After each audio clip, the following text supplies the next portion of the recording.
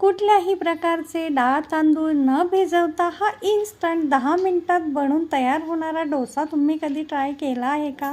नसेल केला तर चला तर मग त्यासाठी आपल्याला इथे 1.5 वाटी पोहे स्वच्छ धुवून घ्यायचे आहेत. तर 1 ते 2 पाण्याने धुवून आपण हे स्वच्छ करून घेणार आहोत.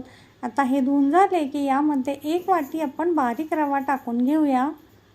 आता यामध्ये आपण 1 वाटी ताकसुद्धा टाकून घ्यायचं आहे. ताकाऐवजी आपण दहीचा वापर केला तरीसुद्धा चालणार आहे. आणि लगेचच हे पटापट असं मिक्स करून घ्यायचं आहे. आता हे मिक्स झालं की याच्यावरती आपण झाकण ठेवून देऊया आणि 5 मिनटासाठी हे साईडला ठेवून देऊया. आता येथे फुटाण्याची डाळ, ओलं खोबरं, हिरवी मिरची आणि थोडीशी कोथिंबीर, 4 ते 5 लसणाच्या पाकळ्या आपण घेणार आहोत चटणी करण्यासाठी. आता हे सर्व साहित्य मिक्सरच्या भांड्यात टाकून चवीपुरतं मीठ, थोडीशी साखर टाकून घेऊया आणि आपल्याला हे थोडं थोडं पाणी टाकून ह्याची चटणी तयार करून घ्यायची आहे.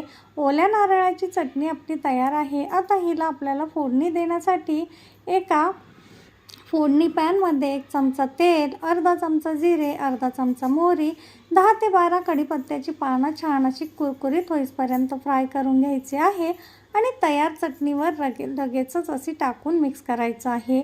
आता आपले हे पोहे आणि रवा छानपैकी असे भिजलेले आहे. आता थोडं थोडं करून हे मिक्सरच्या भांड्यामध्ये घेऊन यामध्ये थोडंसं पाणी टाकून आपल्याला हे बॅटर बारीक करायचं आहे. हे बघा एकदम फाईन आपण हे वाटून घेतलेलं आहे. आता एका भांड्यामध्ये काढून छान असं मिक्स करायचं. चवीपुरतं मीठ टाकून घ्यायचं आहे आणि पुन्हा याला व्यवस्थित असं मिक्स करून घेऊया.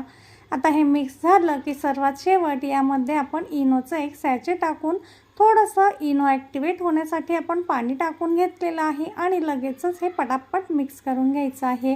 आता आपलं जाळीदार डोशांसाठीचं बॅटर तयार झालेलं आहे.